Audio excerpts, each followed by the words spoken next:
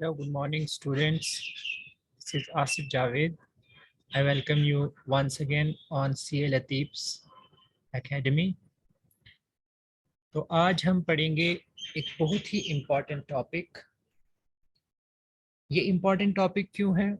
Because इसकी applications बहुत सारी आपको देखने को मिलेंगी मॉडर्न अलजेब्रा में। है तो ये कायदे से नंबर 3 का टॉपिक, लेकिन इसकी एप्लीकेशंस आपको मॉडर्न अलजेब्रा में बहुत सारी जगहों पे देखने को मिलेंगी। तो आइए आज पढ़ते हैं हम आइलर्स 5 फंक्शन। ये आइलर्स 5 फंक्शन होता क्या है? देखो, आइलर्स 5 फंक्शन जो है ये एक फंक्शन होता है। कहाँ से कहाँ होता है? ये एन से एन के बीच में होता है। इसको मैं थोड़ा सा आपको एक्सप्लेन करता हूँ ताकि आपको चीज़ें क्लियर हो जाए। ये जो आइलर्स 5 फंक्शन होता है,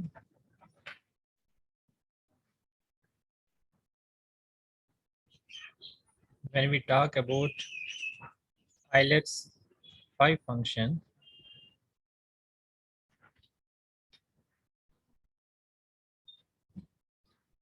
ये एक फंक्शन होता है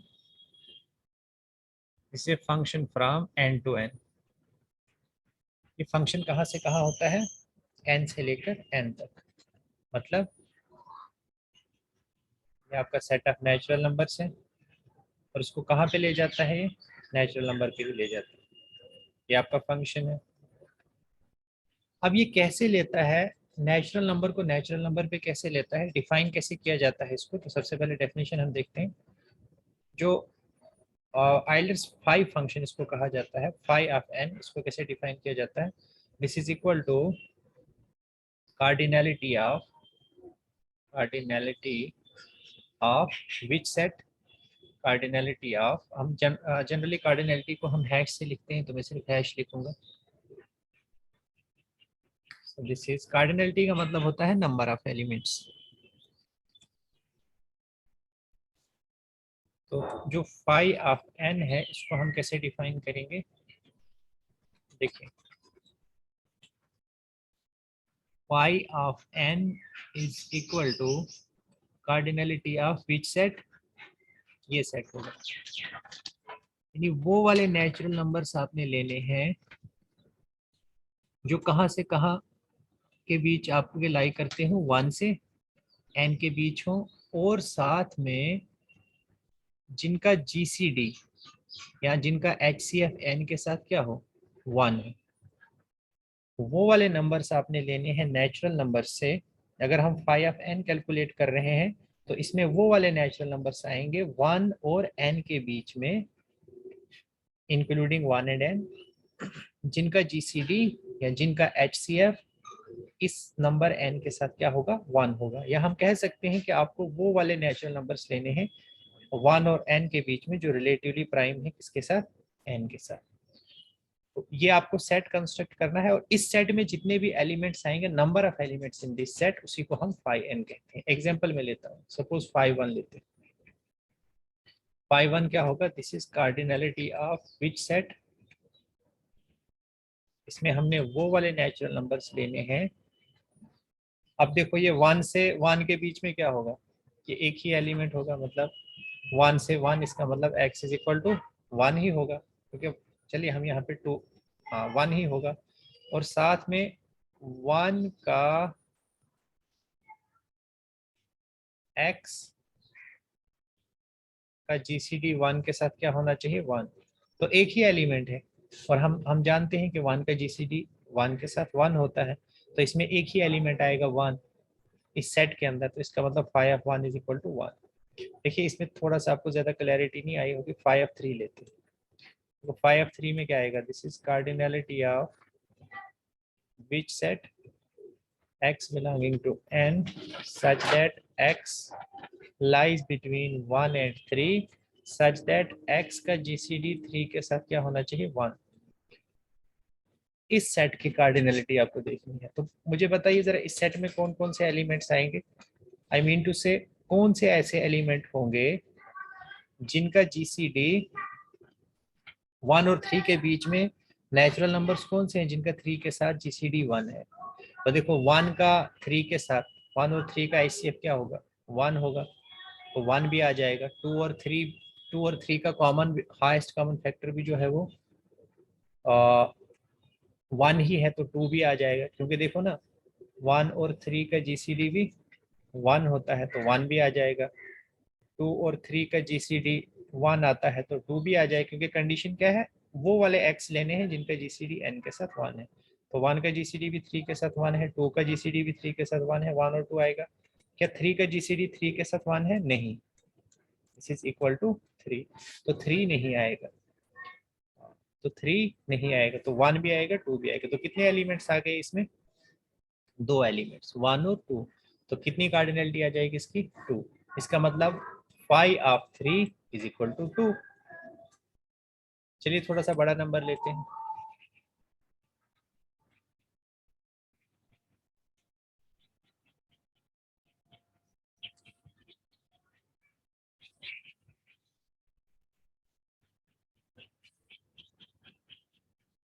late me take larger number. Suppose मैं नंबर लेता हूँ, सपोज हम फी ऑफ 9 निकालते हैं। सो फी ऑफ 9 क्या होगा? This is cardinality of which set? Those natural numbers which lie between 1 and 9 such that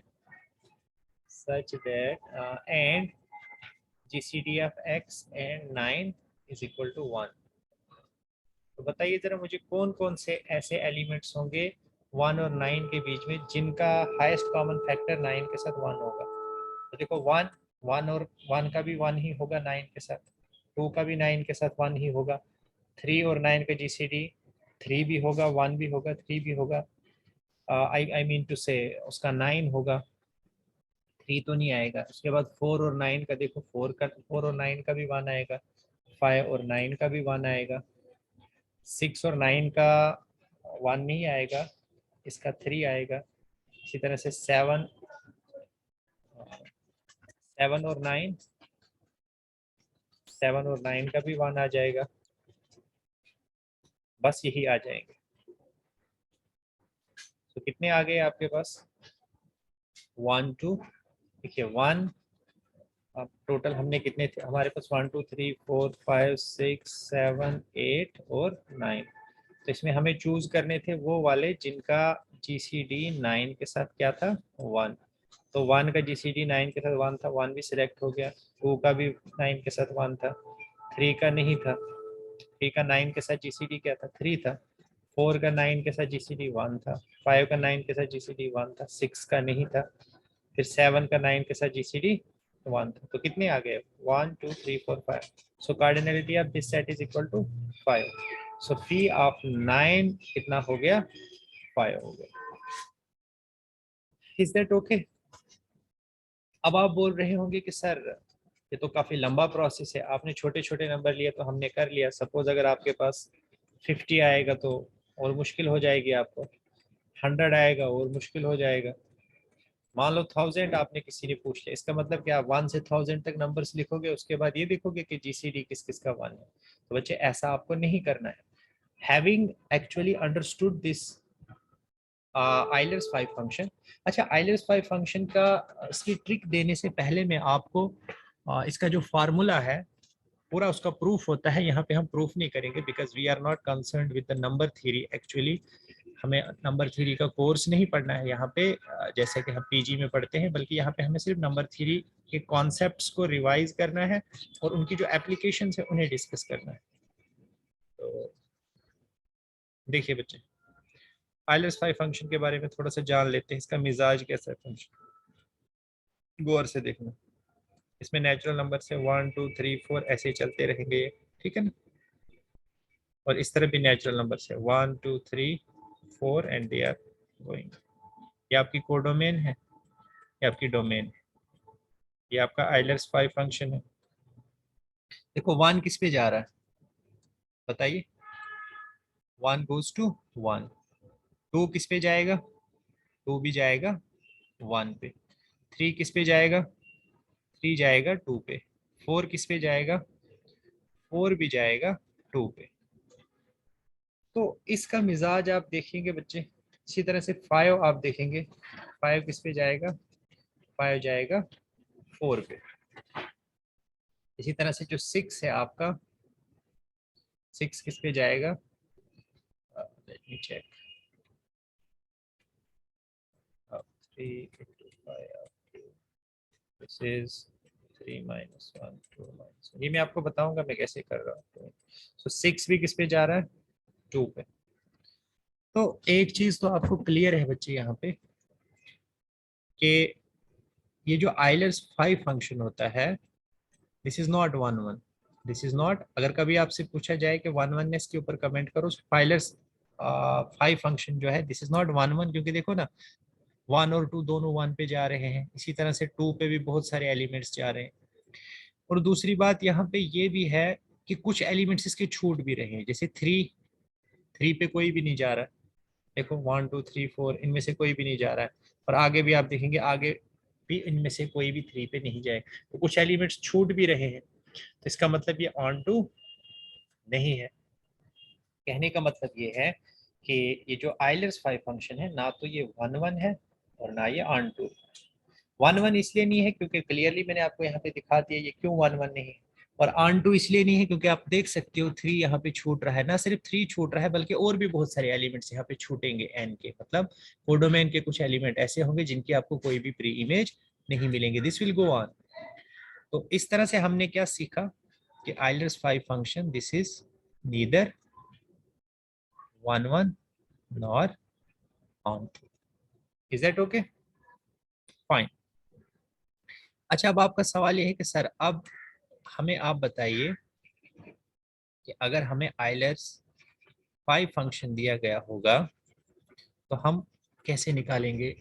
हमें कोई बड़ा नंबर दिया गया होगा, बड़े नंबर का आइलर 5 फंक्शन हम कैसे निकाल सकते हैं।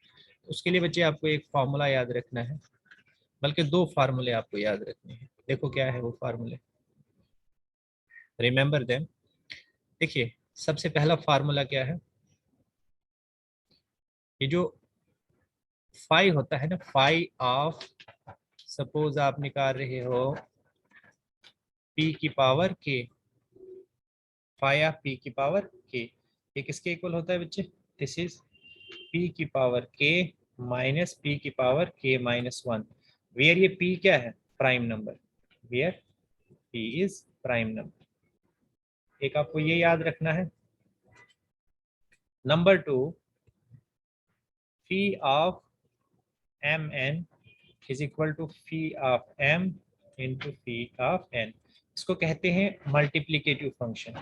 कोई भी फंक्शन मल्टीप्लीकेटिव कब होता है, जब phi of f of x y is equal to f of x into f of y। तो आप देख सकते हैं आइलर्स 5 फंक्शन भी मल्टीप्लीकेटिव है, क्योंकि phi of any two natural numbers का product mn is equal to phi of m into phi of n। तो ये दर्शाता है कि this is multiplicative, this Euler's function is multiplicative. और दूसरा आपको ये याद रखना है कि फाइव ऑफ पी के किसके इक्वल होता है, पी की पावर के माइनस पी की पावर के माइनस 1। अब देखिए ये 2 फार्मूले हमें पता है, अभी जो हम कर चुके हैं उन पे थोड़ा सा अप्लाई करते हैं क्योंकि उनकी फीलिंग आपको ज्यादा आएगी। जैसे हमने फी ऑफ 4 कितना निकाला था, 2। इसी तरह से फी ऑफ 6 भी कितना निकाला था, 2। फी ऑफ 3 भी कितना निकाला था, 2। अब हम फार्मूला से करेंगे, थोड़ा सा देखेंगे फार्मूला से हम कैसे कर सकते हैं। देखो सबसे पहले आपको ये करना है बच्चों कि जो भी आपके पास कंपोजिट नंबर होगा उसे आपने लिखना है as a product of primes, as a product of primes और as a product of powers of primes. सबसे पहला काम आपको ये करना है। तो देखो यहाँ पे तो ऑलरेडी ये एक ही प्राइम है, 3 की पावर 1, इसको इसके साथ कंपेयर कीजिए, p की पावर के 3 की पावर 1, ये हो जाएगा 3 की पावर 1 माइनस 3 की पावर 1 माइनस 1 मतलब 0। तो ये हो जाएगा 3 की पावर 1 3, 3 की पावर 0 1, 3 माइनस 1 कितना हो गया, 2 हो गया। अब देखिए 4 को आप लिख सकते हैं 2 की पावर 2, 2 की पावर 2। तो देखो p की पावर के 2 की पावर 2, 2 की पावर 2 माइनस 2 की पावर 1, मतलब दिस इज 2 की पावर 2 माइनस 1, p की पावर k माइनस p की पावर k माइनस 1। तो ये हो जाएगा बच्चे 2 की पावर 2 माइनस 2 की power 1, this is 4 minus 2 and again this is equal to 2। 6 के लिए देखिए 6 के लिए आप क्या करेंगे, इसको लिखिए, this can be written as 2 into 3। Prime factorization में लिखना है, मतलब आपने इसको तोड़ देना है प्राइम फैक्टर्स में। This is not too difficult, छोटे में करते आए हैं आप, ऐसे जब होता था 6, इसको करते थे 2 इंटू 3, तब तक करते रहते थे जब तक ना 1 आता था। 3 1 जार 3, तो क्या गया 2 इंटू 3 इंटू 1। अब 1 लिखने की कोई जरूरत नहीं होती है। सो फी ऑफ 2 इंटू 3। अब ये वाला लगाइए मल्टीप्लीकेटिव। अब ये जो मल्टीप्लीकेटिव सिर्फ 2 के लिए नहीं अप्लाई, जो चीज 2 के लिए होती है वो पूरे जहान के लिए होती है, ठीक है। अगर ये एम एन के लिए है, फी ऑफ एम एन के लिए ये चीज ट्रू है, तो मैं इसको फाइनाइटी मैनी के लिए भी कह सकता हूँ, M1 M2 M3 and so on Mn। This is same as phi of M1 into phi of M2 and so on into phi of Mn। अब यहाँ पे m, अब यहाँ पे 2 ही है, तो यह लिख सकते हैं फी ऑफ 2 इंटू फी ऑफ 3। अब फी ऑफ 2 किसके इक्वल होता है, हमें पता है 1 के इक्वल होता है, और फी ऑफ 3 भी पता है हमें, ये 2 के इक्वल होता है, 1 इंटू 2 इज इक्वल टू 2। तो इस तरह से फी ऑफ 6 किसके इक्वल होगा, 2 के इक्वल होगा। Is that okay? ठीक है बच्चे, फाइन। चलिए अब थोड़ा सा एक बड़ा नंबर लेते हैं। सपोज में फी ऑफ 100 निकालना है आपको। तो बच्चे सबसे पहले आपको 100 को कैसे लिखेंगे हम, शाबाश, फी ऑफ, इसको मैं लिख सकते हैं, पहले इसको तोड़िए आराम से, मतलब 50 इंटू 2 कीजिए। अभी भी नहीं, ये प्राइम नंबर्स में टूटा, 50 भी प्राइम नहीं है, 2 भी प्राइम नहीं, और तोड़िए इसको। इसको लिख सकते हैं 2 इंटू 25 इंटू 2, अभी भी नहीं टूटा है ये, तो इसको लिख सकते हैं 2 इंटू, इसको लिख सकते हैं 5 स्क्वायर इंटू 2, अभी भी नहीं पूरा, 2 इंटू 2 हो जाएगा 2 स्क्वायर इंटू 5 स्क्वायर। अब ये m का काम करेगा, ये n का काम करेगा, this is phi of 2 square into phi of 5 square. हाँ, एक चीज मैं आपको बच्चों भूल गया बताना, दिस इज वेरी इंपॉर्टेंट। ये एम एन जो है ना, ये मैंने कहा था phi of M into phi of N, लेकिन इसके इसमें एम और एन रिलेटिवली प्राइम होने चाहिए, मतलब एम और एन का जीसीडी आपस में 1 होना चाहिए, और अगर ये एन नंबर्स हैं, वो सभी नंबर्स आपस में क्या होने चाहिए, रिलेटिवली प्राइम। कहने का मतलब ये है कि उन नंबर्स के बीच में 1 के अलावा और कोई भी हाईएस्ट कॉमन फैक्टर नहीं होना चाहिए। तो दिस इज आल्सो इम्पोर्टेंट। और यहाँ पे आप देख सकते हैं कि 2 का स्क्वायर कितना होता है 4, और 5 का स्क्वायर कितना होता है 25। तो 4 और 25 का जीसीडी कितना होता है, 1 ही होता है। मुझे बताओ ना, 4 और 25 को कौन डिवाइड कर सकता है, हाईएस्ट कॉमन फैक्टर कौन सा है जो दोनों को डिवाइड करता है, 1 के अलावा है कोई, नहीं है। 2 भी नहीं है, 3 भी नहीं है, 4 भी नहीं है, 5 भी नहीं है, 6, कुछ कोई भी नहीं है। इसका मतलब 4 और 25 का जो हाईएस्ट कॉमन फैक्टर है वो क्या है, 1 है। तो यहाँ पे मैं लगा सकता हूँ फिर इस पे, phi of M N is equal to phi of M into phi of N.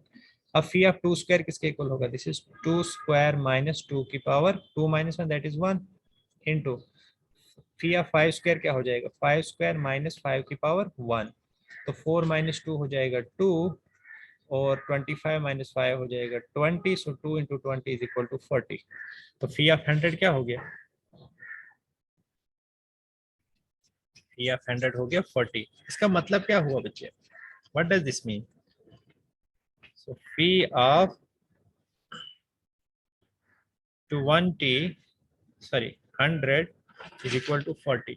कहने का मतलब ये है बच्चे, अगर मैं इसको लिखूं ऐसे, phi of 100, this is what, this is cardinality of which set, इसमें वो वाले नेचुरल नंबर्स हैं किसके बीच में, 1 और 100 के बीच में, जिनका जीसीडी 100 के साथ क्या है, 1। मतलब ऐसे कितने नंबर हैं 1 और 100 के बीच में जो 100 के साथ रिलेटिवली प्राइम है, या जिनका जीसीडी 100 के साथ 1 है, वो है 40। तो एकदम से आपको पता चल गया कि 40 नंबर्स ऐसे होंगे 1 और 100 के बीच में जिनका जीसीडी 100 के साथ क्या होगा, 1 होगा। ठीक है बच्चे, कोई परेशानी, देख लीजिए जरा इसको, आइलर्स 5 फंक्शन को, यही जो मैंने आपको बताया था, this phi from N to N defined by phi of N, this is mod से भी कार्डिनलिटी को डिनोट किया जाता है। So this is mod of which set x belonging to N, those natural numbers जो 1 और n के बीच में होते हैं और जिनका जीसीडी n के साथ क्या होता है, 1 होता है। फिर 1 के केस में हमने देखा था सिर्फ 1 ही मिला हमें, 2 के केस में भी हमें सिर्फ 1 ही मिला, इसलिए इसकी कार्डिनलिटी 1 होगी। 4 के केस में 2 एलिमेंट्स होंगे 1 और 4 के बीच में, 1 और 3, जिनका जीसीडी 4 के साथ 1 होगा, तो इसका 2 आया, so on and so fourth. तो यह पूछा गया कि आइलर्स फंक्शन 1 1 है, तो नहीं है बच्चे, ये मैंने आपके साथ एक्सप्लेन कर लिया, इसको फर्दर यहाँ पे बताने की जरूरत नहीं। फिर मैंने आपको बताया फाई ऑफ पी के, यहाँ पे पी एन लिखा है, this is P N minus one. इसी तरह से phi of M N multiplicative function है, this is phi of M into phi of N if GCD of M and N is equal to 1। फिर कुछ examples दिए हैं। अगर आप बच्चे चाहते हो कि मैं नोट्स आपके साथ शेयर करूं, तो कमेंट बॉक्स में मुझे आप बताइएगा, मैं नोट्स भी आपके साथ शेयर कर दूंगा। इसी तरह से देखिए बच्चे, फी ऑफ 8 है, इसको भी आप लिख सकते हैं सेम जैसे मैंने आपको बताया, या भी हमने किया फी ऑफ 100 वाला, इसी तरह से फी ऑफ 1000 वाला भी हम कर सकते हैं। ठीक है, कोई परेशानी? Okay, so everything is okay. इसके अलावा जो फी ऑफ एन होता है, ये ऑलवेज इवन होता है फॉर एन ग्रेटर देन 2 के लिए। This is very simple to see. देखो, जब भी n ग्रेटर देन 2 होगा, कहने का मतलब ये है कि सिर्फ 2 ही ऐसी वैल्यूज होती हैं जहां पे फी की वैल्यू ऑड आती है। देखिए मैं आपको समझाता हूं मैं क्या कहना चाहता हूँ। मतलब जो आपका फी ऑफ n होता है ना, this is for phi of 1 this is equal to 1। ठीक है बच्चे, और फी ऑफ 2 के लिए इसकी वैल्यू क्या है, अगेन दिस इज अगेन 1। इसके अलावा जिस भी नेचुरल नंबर का आप बट ये आइलर्स 5 फंक्शन लेंगे, वो हमेशा क्या होगा, that is always an even number. ठीक है, तो यहां से भी आपको पता चलेगा कि आइलर्स 5 फंक्शन ऑन टू नहीं है। देखो ना, तो यहाँ से आ रहा है 1 2 3, तो मतलब 1 1 पे जा रहा है, 2 1 पे जा रहा है, इसके बाद जितने भी हैं वो सब के सब इवन पे जा रहे हैं, मतलब ऑड पे कोई जा ही नहीं रहा है, तो ऑड वाले नंबर यहाँ से बच रहे हैं, तो ये ऑन टू नहीं है। लेकिन इसका प्रूफ कैसे करेंगे? देखो, केस फर्स्ट हम लेंगे कि जब n ग्रेटर देन 2 है, तो 2 तरीके का हो सकता है ये, और n जो है वो किस टाइप का है, दिस इज 2 की पावर k, और k किस तरह का है, k is greater than equal to 2। k क्या हो सकता है, दिस इज इधर इक्वल टू 2 और ग्रेटर देन 2। तो देखो, अगर n इस टाइप का होगा, 2 की पावर k की टाइप का होगा, तो उस केस पे फी ऑफ n क्या होगा, 2 की पावर k विच इज 2 की पावर k माइनस 2 की पावर k माइनस 1। अभी हमने देखा था 2 की पावर k माइनस 1 कॉमन ले लो, तो दिस इज 2 माइनस 1, सो ये हो जाएगा 2 की पावर k माइनस 1। और आपको पता है कि 2 की कोई भी पावर हम लेंगे तो वो हमेशा क्या होती है, इवन ही होती है। तो अगर n किस टाइप का होगा, 2 की पावर k के टाइप का होगा, तब भी जो है फी ऑफ n क्या है, इवन। अब हम देखेंगे दूसरी टाइप क्या हो सकती है ग्रेटर देन 2 में। तो दूसरी टाइप क्या हो सकती है इसकी, लेट मी टेल यू।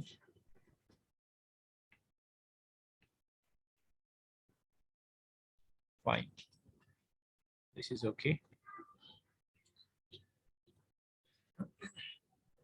दूसरा, अगर 2 की पावर k के टाइप का नहीं होगा ये, तो फिर ये किस टाइप का हो सकता है, ये हो सकता है p की पावर k इंटू एम के टाइप का। देखो बच्चे, ये मैं क्या लिख रहा हूँ, व्हाट डज इट मीन, कोई भी नंबर ले लो ना आप। देखिए मैं आपको समझाता हूँ मैं क्या कहना चाहता हूँ।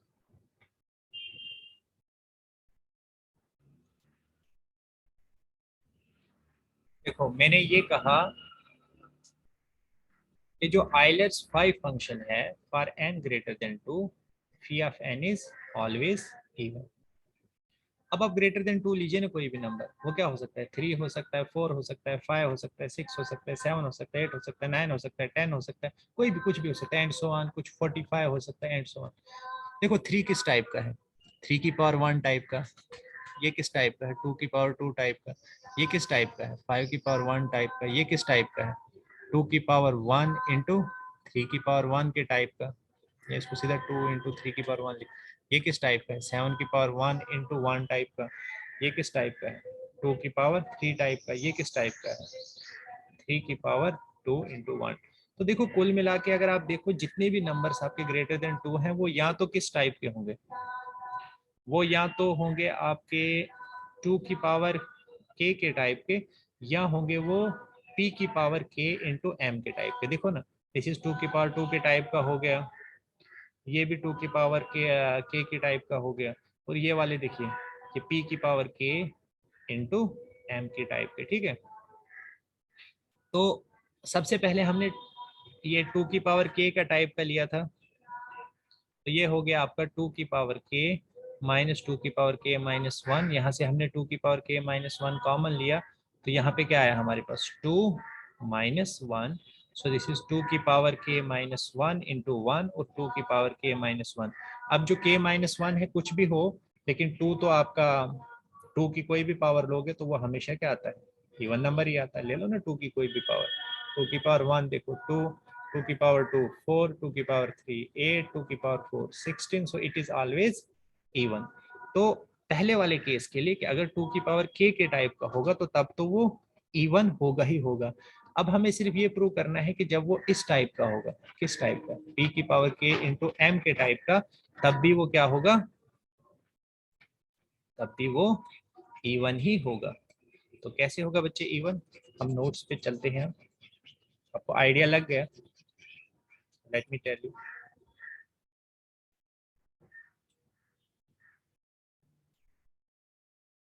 देखो अगर ये केस सेकंड है आपका, अगर n नॉट इक्वल टू 2 की पावर k है तो ये किस टाइप का होगा, p की power k into sum m के टाइप का।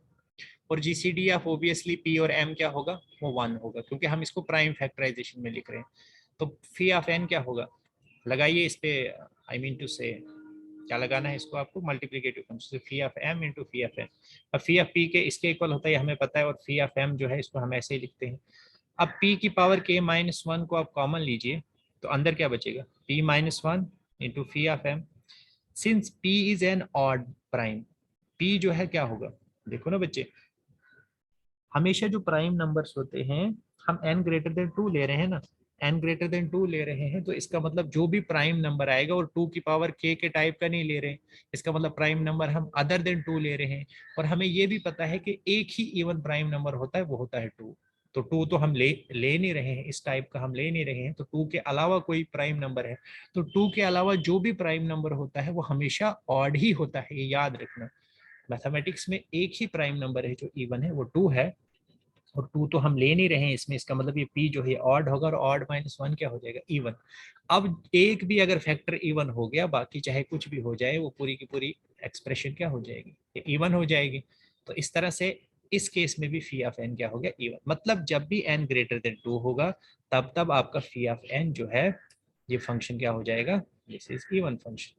अब यहाँ से पता चल गया आपको, यहाँ पे क्वेश्चन है क्या ये ऑन टू फंक्शन, बिल्कुल भी नहीं है, क्योंकि बच्चे जितने भी ऑड वैल्यूज हैं, जितनी भी ऑड वैल्यूज हैं, 1 को छोड़ के वो तो ये फंक्शन ले ही नहीं रहा है, ये फंक्शन हमेशा क्या ले रहा है, ये इवन वैल्यूज ले रहा है। तो इसका मतलब ये ऑड वैल्यूज को स्किप कर रहा है, तो ऑड वैल्यूज की कोई प्री इमेज ही नहीं होगी, तो कहाँ से होगा ये इवन फंक्शन, सॉरी कहाँ से होगा ये onto function. So this is not onto function. तो अब आपसे कोई सवाल पूछेगा क्या इसका इनवर्स एग्जिस्ट कर सकता है, तो उसका दिमाग खराब होगा जो ऐसा कहेगा, क्योंकि इनवर्स को एग्जिस्ट करने के लिए एक फंक्शन बाइजेक्टिव होना चाहिए, वो 1 1 भी होना चाहिए और ऑन टू भी होना चाहिए। पर ये फंक्शन ना तो 1 1 है ना ऑन टू है, तो इनवर्स एग्जिस्ट करने की तो इसमें कोई बात ही नहीं। अब क्वेश्चन आपसे एग्जाम में किस तरह से पूछा जा सकता है, आपको फी ऑफ एन जो है वो 13 दिया गया होगा, आपको फाइंड करना है एन। फी ऑफ एन कितना दिया है 13, आपको एन फाइंड करना है। अब अभी हमने, अब देखो आपको कंफ्यूज करने के लिए ऐसा क्वेश्चन दे रहा है। अभी हमने देखा ये जो आइलर्स 5 फंक्शन है, ये एक ही ऑड वैल्यू लेता है, और वो है 1। 1 के अलावा ये कोई भी ऑड वैल्यू नहीं लेता है। फॉर एन ग्रेटर देन 2, अभी हमने ऊपर पढ़ा कि for N greater than 2 phi of N is always even, ठीक है ना। तो ऑड ये हो ही नहीं सकता, ये बोल रहा है 13 वैल्यू ले रहा है, जबकि हमें पता है ये एक ही ऑड वैल्यू लेता है, और वो कौन सी ऑड वैल्यू है, वो है आपकी 1। तो 1 के अलावा किसी को ये एज्यूम ही नहीं करता, इसका मतलब ऐसा कोई एन एग्जिस्ट ही नहीं करेगा, सिंपल सी बात है। Similarly phi of N is equal to 29, फिर से वही खुराफात कर रहा है, फिर से ये कह रहा है कि ये ऑड वैल्यू ले रहा है, बताओ एन क्या होगा। तो कहाँ से एन फाइंड करेंगे, जब ये ऑड वैल्यू 1 के अलावा लेता ही नहीं है, तो ऐसा कोई एन एग्जिस्ट नहीं करेगा इन व्यू ऑफ अबोव रिजल्ट। ठीक है बच्चे, मैं कुछ असाइनमेंट आपको, सॉरी कुछ असाइनमेंट में आपको रिलेटेड टू आइलर्स 5 फंक्शन दूंगा, इस पे अच्छे से प्रैक्टिस कीजिए क्योंकि इस पे आपकी अच्छी कमांड होनी चाहिए। आगे जो ग्रुप थ्योरी हम पढ़ेंगे बहुत सारी जगहों पे इसका यूज होगा। जैसे हम देखेंगे ZN ग्रुप जब हम पढ़ेंगे तो उसमें जो नंबर ऑफ जनरेटर्स होते हैं अब वो हम इस फंक्शन की हेल्प से कैलकुलेट करते हैं। और भी बहुत सारी चीज़ें आपकी मॉडर्न अलजेब्रा में ऐसी होंगी जिनको हम श्योर शॉर्ट तरीके से फाइंड आउट कर सकते हैं अगर हमें आइलर्स 5 फंक्शन के बारे में पता होगा। तो आज का लेक्चर यहीं पे कंक्लूड करते हैं। अगर आपकी कोई भी क्वेरी होगी तो आप कमेंट सेक्शन में बगैर किसी झिझक के पूछ सकते हैं। Thank you so much and have a nice day.